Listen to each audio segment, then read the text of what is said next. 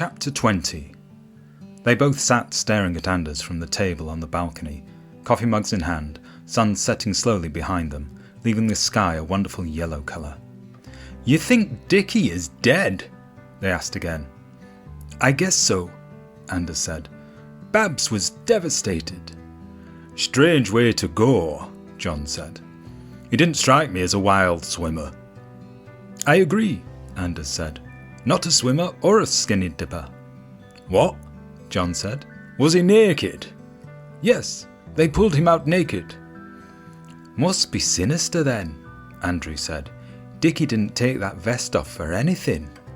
The word sinister disturbed Anders, got him thinking about the scratch marks from earlier. Sinister was the right word, he thought. Something wasn't right. "What time did Steve go the other night?" he asked John. "He didn't," John said. "What do you mean, he didn't?" Anders said, removing his spectacles, biting the earpiece like some stiff detective in a TV drama. When they answered him, he kept drawing his eyes together and pulling an astonished expression, as though each word was a new clue, another piece of the puzzle.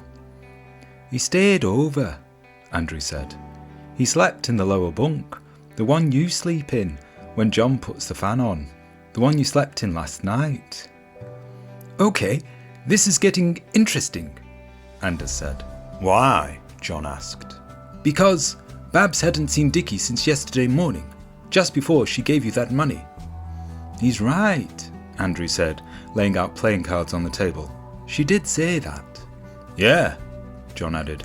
"Then we left him in our room. He was yelling about stuff. But so what?"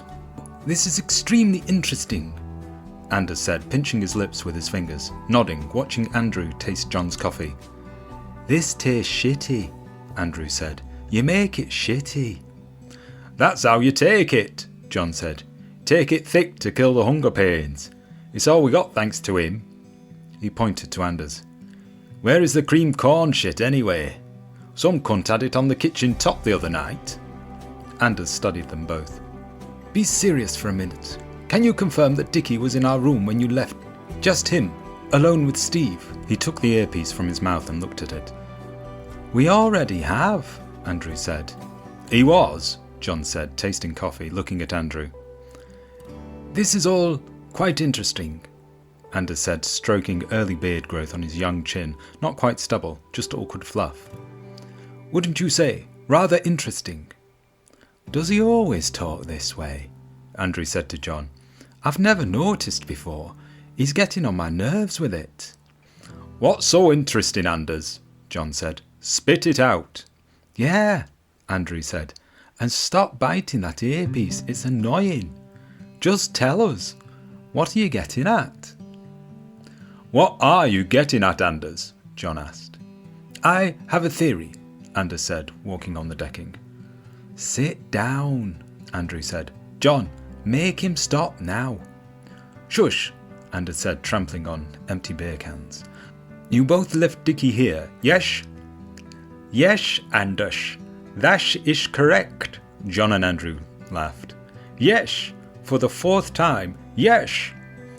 "Right then," Anders said, standing straight, slowly fastening his shirt buttons. "Dickie turns up, okay?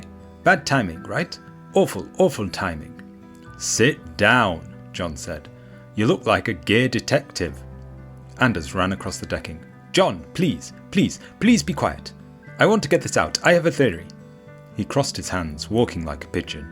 "I have a theory," he said. "I have a headache," Andrew said. "Where is this going?" John asked. "You've not been listening," Andrew said. "He has a theory." "He does, doesn't he?" John laughed. "He has a theory that involves Dickie getting fiddled." "I want to draw my verdict." Anders spun round, facing them. "The scratch marks on the floor," he said. "You saw them too, yes?" He pointed to Andrew. "Well?" "That's right," Andrew said. "When he got fiddled, I think we're on to something. He has a theory. We have a theory too." Anders disappeared into their room. He threw himself face down on the bunk. Springs squeaked on the mattress. "I have a theory!" he screamed into his pillow. "That's right, Anders," John said. "Sounds like we all do." There was movement on the bed springs. Anders sat up and reappeared in the doorway. "Will you let me finish?" he said, but they kept on talking as though he wasn't there, mentioning more outrageous theories, more juvenile outcomes. "There's stuff we need to discuss," he said. "I'm thinking about Steve. I'm thinking about the scratch marks and the missing creamed corn."